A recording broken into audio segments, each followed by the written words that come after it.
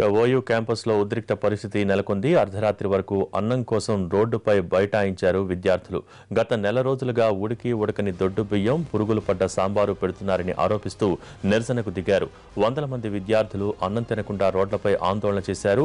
Mess నిర్వాహకులపై చర్యలు తీసుకోవాలని demand చేస్తున్నారు స్టూడెంట్స్. ప్రిన్సిపల్కు వ్యతిరేకంగా నినాదాలు చేశారు.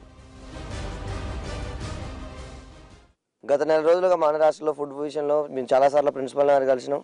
అయినా వారి దగ్గర నుంచి మాకు ఎటువంటి స్పందన రాలేదు. అన్నం చాలా పలుకులు ఉండబట్టింది. అది తిన్న వారికి కడుపు నొప్పిలు వస్తుంది.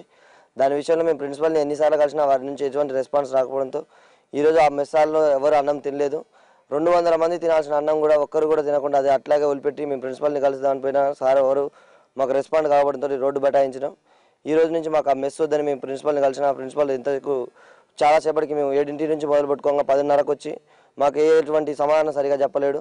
ఇంకా ఇలాగే జరిగితే మేము రేపటి నుంచి ఇంకా ధర్నాలు చేసైనా మా యూనివర్సిటీలో మేము కట్టిన 10,000 ఫీజు ఆ ఫీజులకు న్యాయం చేయాలని మేము కోరుతున్నాం.